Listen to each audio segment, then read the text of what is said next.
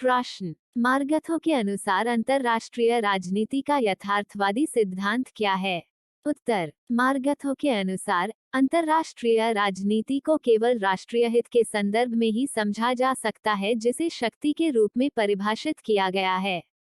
यथार्थवादी दृष्टिकोण से उन इकाइयों पर विशेष ध्यान दिया जाता है जो अंतरराष्ट्रीय राजनीति यानी राज्य में मुख्य करता है।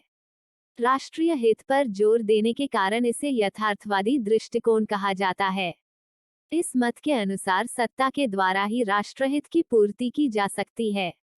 इस प्रकार शक्ति के महत्व और व्यावहारिकता को जाने बिना अंतरराष्ट्रीय राजनीति को नहीं समझा जा सकता है। वस्तुतः अंतरराष्ट्रीय स्तर पर सभी राष्ट्र अपने राष्ट्रीय हितों की पूर्ति के लिए संघर्ष करते रहते हैं। एकमात्र राष्ट्र जो इस संघर्ष में सफल होता है वही अधिक शक्तिशाली होता है। दूसरे को हराकर केवल शक्तिशाली राष्ट्र ही अपने हितों को प्रथम रखने में सफल होते हैं। इसलिए सभी राष्ट्र पहले शक्ति प्राप्त करके शक्तिशाली बनना चाहते हैं ताकि बाद में वे इस शक्ति का उपयोग अपने हितों को आगे बढ़ाने के लिए कर सकें। इस प्रकार राष्ट्रों में सत्ता के लिए संघर्ष जारी है। यही अंतरराष्ट्रीय जीवन की वास्तविकता है। मार्गथो का दावा है कि उनका सिद्धांत यथार्थवादी है क्योंकि यह मानव स्वभाव को उसी यथार्थवादी रूप में देखता है जैसा वह हमेशा से रहा है। अंतरराष्ट्रीय ऊपरी वास्तविकता को चित्रित करके मार्गथो साबित करता है कि अंतरराष्ट्रीय राजनीति सत्ता के लिए संघर्ष है। मार्गेंथो के यथार्थवाद के 6 सिद्धांत या नियम। 6 Principles of Morgenthau's Political Realism। 1. राजनीति को प्रभावित करने वाले नियम मानव स्वभाव में निहित है।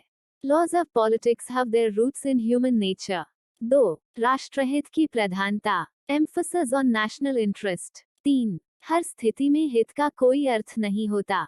Meaning of interest are not fixed once and for all। 4. विवेक के अनुसार नैतिकता। Morality according to prudence। 5. राष्ट्रीय और अंतरराष्ट्रीय व्यवहार के अलग अलग नैतिक नियम। Different moral rules of national and international behavior। 6. राजनीतिक क्षेत्र की स्वायत्ता। Autonomy of the political field।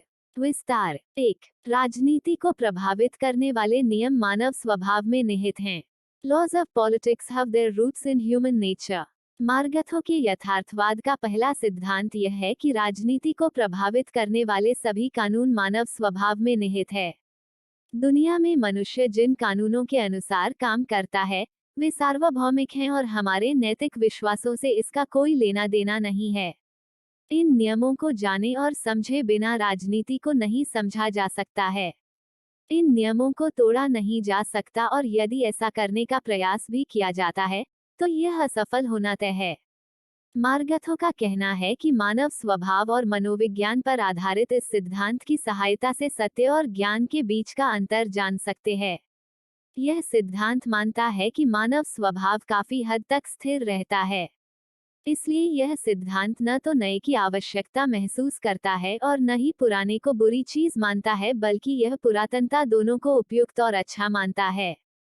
मार्गथो इस सिद्धांत के 2 मानदंड प्रस्तुत करता है, विवेक और अनुभव। यथार्थवाद केवल तथ्यों को इकट्ठा करने के बारे में नहीं है। मार्गथो के अपने शब्दों में राजनीति के किसी भी सिद्धांत की अंतरात्मा और अनुभव की 2 विधि परीक्षण के तहत जांच की जानी चाहिए। A theory of politics must be subjected to the dual test of reason and experience। मार्गथो का मानना कि विदेश नीति को राजनीतिक गतिविधियों और उनके संभावित परिणामों की जांच करने के बाद ही पूरा किया जा सकता है।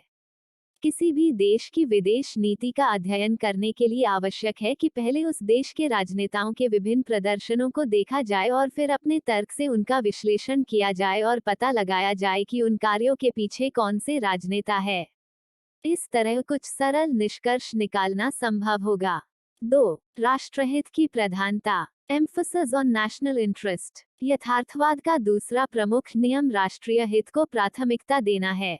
मार्गेंथो ने राष्ट्रहित को शक्ति के रूप में संबोधित किया है। राजनेता आमतौर पर अपने राष्ट्रीय हितों को आगे बढ़ाने के लिए बल प्रयोग का सहारा लेते हैं।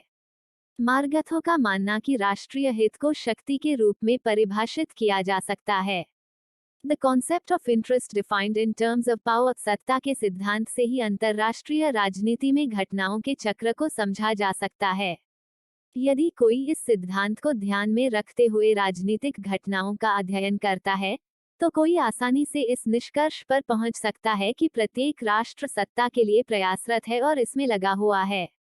अंतर्राष्ट्रीय राजनीति भी सत्ता के लिए संघर्ष बन जाती है। मार्गथो का मानना कि प्रत्येक राष्ट्र अपनी विदेश नीति बनाते समय अपने राष्ट्रीय हितों की सुरक्षा को अत्यधिक महत्व देता है। मार्गथो के सिद्धांत का इस बात से कोई सरोकार नहीं है कि अंतर्राष्ट्रीय क्षेत्र में क्या होना चाहिए और इसमें क्या हो रहा है, चाहे वह नैतिक हो या अनैतिक। वह केवल उन संभावनाओं को देखता है जो किसी विशेष राष्ट्र के समय और स्थान की कुछ ठोस परिस्थितियों में आती है। इसलिए विदेश नीति की सफलता यथासंभव राष्ट्रीय हित को पूरा करने में निहित है। विभिन्न राष्ट्र हमेशा सर्वोत्तम राष्ट्रीय हित में राजनीतिक सफलता प्राप्त करने में लगे रहते हैं।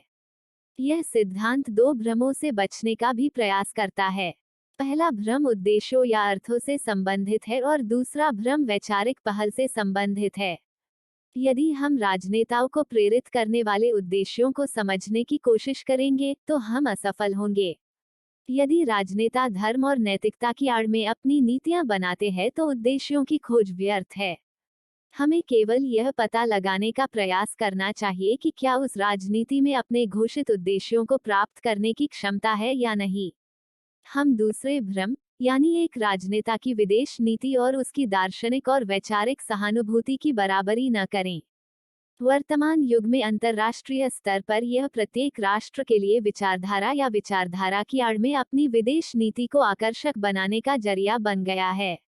उदाहरण के लिए, कम्युनिस्ट चीन ने वास्तव में विस्तारवादी और सैन्यवादी नीति अपनाई, लेकिन अंतर्राष्ट्रीय स्तर पर खुद को सह अस्तित्व का समर्थक और पूंजीवादी शोषण का विध्वंसक घोषित किया। इस प्रकार यथार्थवाद का उद्देश्य विदेश नीति में उचित विवेक और अध्ययन दोनों को शामिल करना है। साथ ही तर्कहीन भ्रम और भ्रम से बचा जा सकता है। 3. हर स्थिति में हित का कोई अर्थ नहीं होता। Meaning of interest are not fixed once and for all. Morgenthau का मानना कि परिस्थितियां राष्ट्रीय हित को प्रभावित करती हैं और राष्ट्रीय हित में निर्णय परिस्थितियों के अनुसार किए जाते हैं।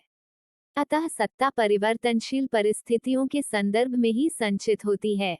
उनके शब्दों में, सामान्य तौर पर राष्ट्रीय हित का परिस्थितियों, स्थान और समय से कोई संबंध नहीं है।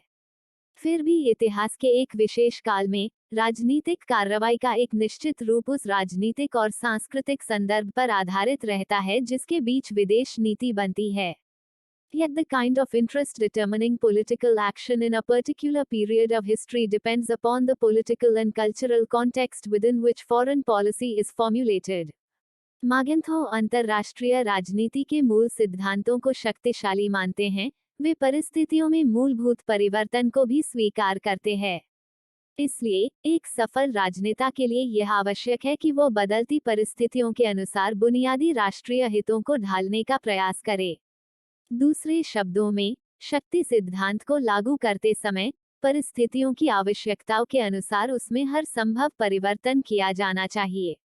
4. विवेक के अनुसार नैतिकता, मोरालिटी अकॉर्डिंग टू प्रूडेंस। यद्यपि राजनीतिक यथार्थवाद नैतिकता के प्रति उदासीन नहीं है, राज्य की गतिविधियों और सार्वभौमिक नैतिक सिद्धांतों को सार्वभौमिक अवधारणाओं के रूप में लागू नहीं किया जा सकता है।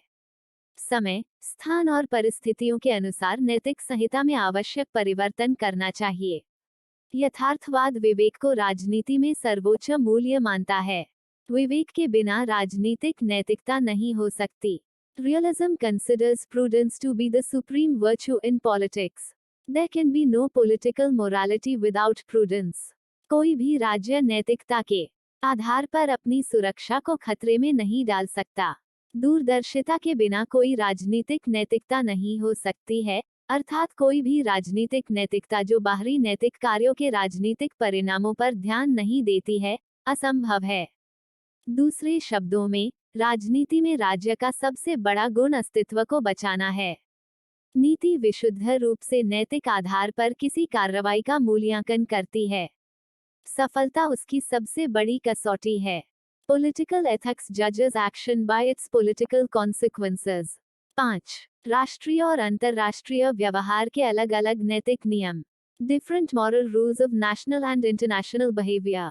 मार्गथो के यथार्थवादी सिद्धांत के अनुसार हर राष्ट्र के नैतिक मूल्यों या नियमों का दुनिया के शाश्वत सार्वभौमिक कानूनों के साथ स्थायी संबंध होना जरूरी नहीं है। यथार्थवाद प्रत्येक राष्ट्र को एक राजनीतिक निर्माता के रूप में देखता है जो हमेशा सत्ता के माध्यम से अपने हितों का पीछा करता है। ऐसे में अंतर्राष्ट्रीय नैतिकता के लिए अपने देश के हितों की कुर्बानी देना समझदारी नहीं है। दूसरी ओर, राजनीतिक लाभ के लिए नैतिकता का पूर्ण परित्याग इतिहासकारों की दृष्टि में प्रशंसनीय नहीं है। ये दोनों चरम सीमाएं हैं और इनसे बचने का एकमात्र तरीका प्रत्येक राष्ट्र के लिए अपनी शक्ति के रूप में परिभाषित राष्ट्रीय हित की ओर बढ़ना है। मागिन्थो इस प्रकार एक राष्ट्र के नैतिक मूल्यों को सार्वभौमिक नैतिक मूल्यों से अलग करता है। जबकि यह सिद्धांत सत्य और ज्ञान के बीच अंतर करता है, यह सत्य और अंधविश्वास के बीच भी अंतर करता है। वे आमतौर पर राष्ट्रीय आकांक्षाओं और नीतियों को स्वयं सिद्ध आदर्शों और पूरी दुनिया के लिए उपयोगी मानने को भूल जाते हैं। यह मानना बात है कि राज्यों को नैतिकता के नियम का पालन करना चाहिए और दूसरी बात यह मानना सभी राष्ट्रों के संबंधों के लिए एक नैतिक आदर्श है और केवल एक राष्ट्र ही इसे स्थापित कर सकता है। मागिन्थो आगे कहते हैं कि यदि प्रत्येक राष्ट्र अपने राष्ट्रीय हित के लिए प्रतिबद्ध है और यही उसके आचरण का मुख्य आधार है, तो सभी राष्ट्रों के लिए इस आधार पर संतुलन बनाना संभव है और यदि ऐसा होता है तो विश्व शांति की आशा है। राष्ट्र को संतुलित करना आज की सबसे बड़ी नैतिकता होगी और यही सही काम है। 6. राजनीतिक क्षेत्र की स्वायत्ता, autonomy of the political field. Morgenthau के यथार्थवाद का छठा और अंतिम सिद्धांत राजनीति के दायरे की स्वायत्ता में विश्वास करता है। राजनीतिक क्षेत्र उतना ही स्वायत्त है जितना कि आर्थिक, नैतिक और कानूनी क्षेत्र। राजनीतिक यथार्थवाद ब्याज को शक्ति के रूप में परिभाषित करता है, जैसे अर्थशास्त्र स्वहित को धन के रूप में सोचता है, जैसा कि न्यायशास्त्र अल्पविराम के कानूनी नियमों की अनुरूपता के बारे में सोचता है, और नैतिकता अल्पविराम को नैतिक नियमों की अनुरूपता के बारे में सोचती है। यह सच है कि राजनीतिक घटनाओं के मूल में कभी कभी गैर राजनीतिक मानदंड पाए जाते हैं, लेकिन राजनीतिक यथार्थवाद इन मानदंडों को राजनीति के अधीन मानता है। यथार्थवाद उन सभी विचारों के विरुद्ध है जो राजनीतिक विषयों पर गैर राजनीतिक नियम थोपने का प्रयास करते हैं। प्रस्तुति समापन। आपका धन्यवाद। Disclaimer. This notes has been made after a lot of research, yet the accuracy of the answers may vary. The author assumes no responsibility or liability for any errors or omissions in the content of this notes.